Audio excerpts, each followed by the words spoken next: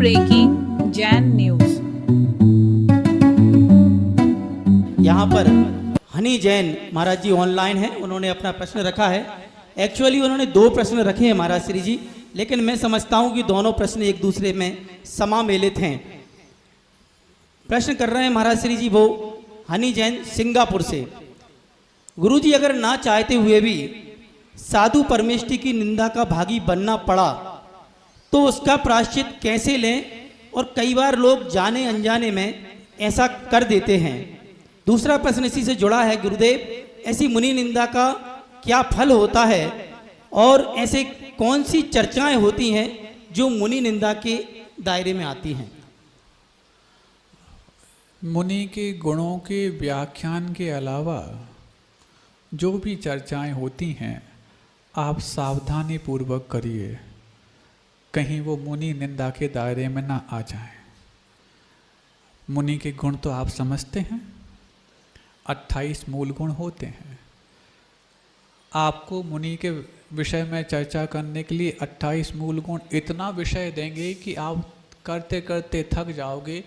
जीवन भर भी करते रहो तो आपके लिए मुनि के विषय में विषय कम नहीं पड़ेगा।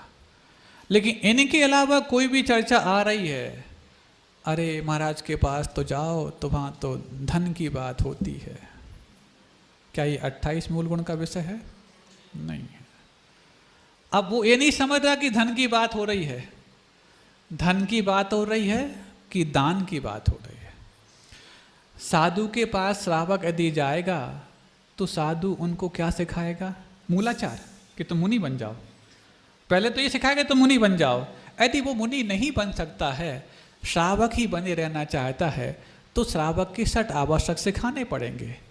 तो जैसे देव पूजा के बारे में प्रेरित करने के लिए उसको कई बार 15 मिनट आधा घंटे तक समय देना पड़ता है, देंगे। 28 तारीख के बाद आपको वो सब चीज़ें सिखाएंगे।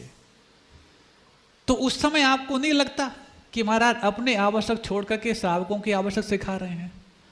अरे श्रावकों का श्रावकाचार, जिसको रत्नकंडक श्रावकाचार बोल कहते हैं आप लोग, जो प्रमुख श्रावकाचार है 35 श्रावकाचारों में, वो किसने लिखा? किसी पंडित ने लिखा? आचार्य समंतबद्ध स्वामी ने लिखा। तो समंतबद्ध स्वामी जो स्वयं मुनि थे, मूलाचार लिखते, श्रावकाचार क्यों लिख गए? तो इस प्रश्न करने के पहले तो आप ये सोचो, वो तो मुनि थे, आचार्य थे, लेकिन श्रावक देशना का जो उपहार दिया है वो तो केवली भगवान ने दिया। वो तो मुनि नहीं, केवली भगवान थे। जब वो केवली होकर के भी श्रावकों के लिए श्रावकाचार का उपदेश दे गए तो साधु होगा कि श्रावक को श्रावकाचार का उपदेश दे दें, कौन सी बड़ी बात है? क्योंकि उसको भी तो मार्ग पे लगाना है, क्योंकि उसी के माध्यम से तो आपका संयम का पालन कुछ हद तक पराधीन है। उसको यदि मार्ग पता नहीं होगा तो वो आपके मार्ग पर कैसे आएगा? और जो आप मार्ग पर हैं वो अपने मार्ग के लायक, चलने लायक कैसे बन पाओगे? क्योंकि बहुत कुछ आप उस पर डिपेंड भी हैं। पेट्रोल लेने के लिए पेट्रोल पंप जाना ही पड़ता है, तो उसको अपना मार्ग बताना पड़ेगा। तो अब देव पूजा बताओ तो किसी को कोई गुरेज नहीं। गुरु उपासना के बारे में बताओ, किसी को कोई दिक्कत नहीं। स्वाध्याय के बारे में बताओ, घंटों कर दो। आहा, ऐसे मुनि तो कहीं देखे ही नहीं जो दिन भर स्वाध्याय की बात करते हैं। संयम की बात करो, आहा हा हा हा। तप की बात करो, वाह वाह वाह वाह वाह। अब दान की बात करो तो ना ना ना ना ना। तो जब 6 में से 5 आवश्यकों की बात करें तो अहो भाग्यम आप बोलते हो, तो अंतिम जो आवश्यक है, जहां पर श्रावकाचारों में लिखा दानम पूजा मुख्यम, पूजा को दूसरे नंबर पर रखा, दान को पहले रखा। तो जैसे ही साधु आपके से दान की बात करने लग जाएं, अहो भाग्यम ऐसा करके आना चाहिए। और जो ऐसा करके आता है, एक दृष्टांत और सुन लो, आज की घटना। तुम तो करते जाओ प्रश्न, हमारे पास तो बहुत दृष्टांत तुम्हारे घर के ही बैठे हैं, हमें खोलने नहीं पड़ता पुराण, तुम्हारी पुराण इतनी खुल गई हमारे सामने। तो आज आए, एक सज्जन ने 2-3 दिन पहले अपनी, चूंकि परिस्थिति सबकी अपनी होती है, एक विशेष राशि लिखाई थी। बहुत नम्र भाव से आए थे। अंदर से उनके अंदर एक भाव था कि लोग तो कितना बड़ा बड़ा कर रहे हैं, लेकिन मैं कैसी कर्म का उदय नहीं कर पा रहा। और समय सीमा भी उन्होंने कमेटी के सामने लगभग कुछ 1-2 वर्ष की रख दी। हमने भी संकेत कर दिया, कोई बात नहीं, उसके भाव हैं, उनके भावों को सम्मान मिलना चाहिए। वो भी अंदर भार था कि कैसे होगा, 2 साल में भी कैसे होगा।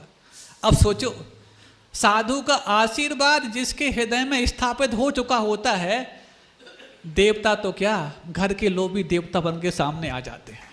और हुआ ऐसा, उन्हीं की पोती जो धीरे धीरे सेविंग कर रही थी, अपनी पढ़ाई के लिए वो पैसा इकट्ठा कर रही थी कि मुझे बड़ी पढ़ाई करनी है। दादाजी को नहीं मालूम, पिता को साथ में लेकर के और आ गई। आज शाम की बात है, और पिता बोलते हैं, महाराज हमारे पिताजी ने ऐसा कुछ लिखाया था और मैं चाहता हूँ उसको पूरा जमा कर दूँ। हमने कहा नहीं, उन्हें समय से ही मिल रही है। नहीं, पूरा जमा करना चाहते हैं। पीछे से पिताजी भी साथ में थे।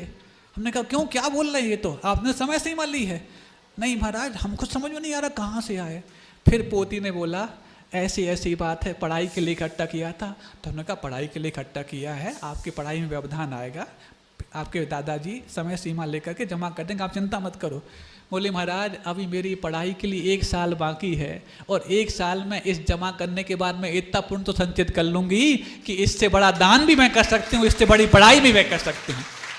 तब जाके लगा कि वो दादाजी सोच रहे थे कि मैं कैसे जमा कर पाऊँगा, लेकिन घर की पोती ही देवता बन करके आ गई कि लो हम पहले ही जमा कर देते हैं, अभी कलश स्थापना हुई नहीं है, उसके पहले पूरी राशि जमा हो गई।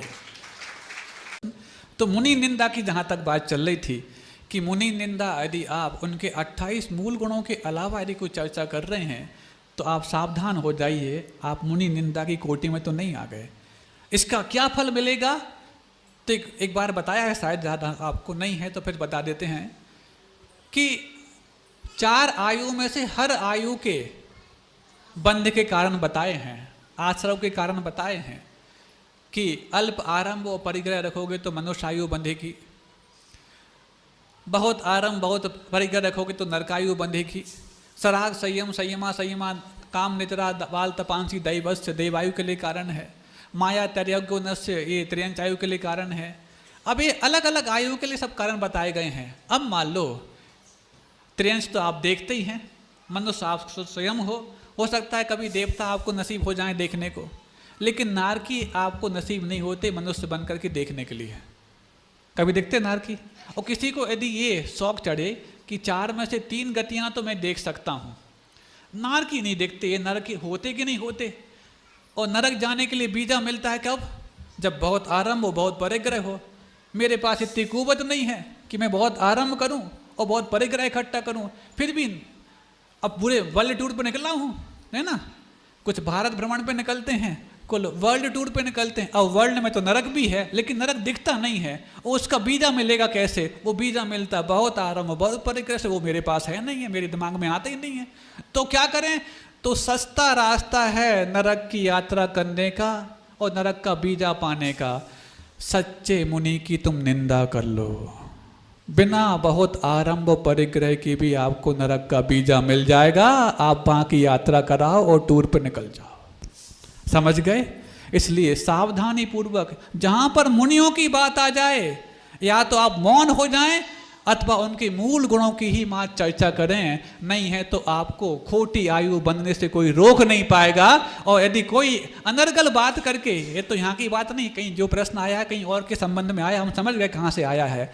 अब देखो, वही व्यक्ति जो आरोप प्रत्यारोप करता था, अब वही व्यक्ति जाकर के इतना बड़ा भव्य चातुर्मास करा रहे हैं सागर में मुनि पुंगव सुधा सागर जी महाराज का। आंसू बहा रहे हैं कि कितना बड़ा अपराध हमने कर लिया, एक साधु के बारे में क्या क्या कह दिया, क्या क्या कर डाला, छोटी सी घटना से तूल दिया। वो पटेरा में जिज्ञासा समाधान चल रहा था, उसमें हम भी मौजूद थे। वहां पर पूज्य प्रमाण सागर जी थे, पूज्य सुधा सागर महाराज थे, 13-14 महाराज थे। और कुंडलपुर से बिहार हुआ ही मात्र था। कुंडलपुर से बिहार पटेरा है कितना, 4 किलोमीटर मात्र। और अभी तक कोई जयकारा लगाने की कोई आदत पड़ी नहीं थी। अभी तक सारे महाराज पूज्य गुरुदेव आचार्य विद्यासागर जी महाराज की ही जय बोलते थे और बाकी निर्यापक श्रमणों की बोलते थे। अब जो स्वयं निर्यापक श्रमण हैं वो निर्यापक श्रमण की कैसे बोलेंगे?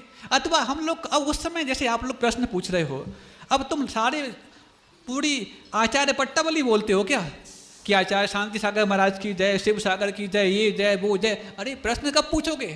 तो वहाँ पर किसी महाराज ने बोल दी सबकी जय, किसी महाराज ने नहीं बोल पाई। अब एक दो महाराज ने बोल दी, बाकी सबने नहीं बोली। अब संचालक ने बोल दी है, पर्याप्त है। वो बोली है तो हमने भी तो बोला जय है।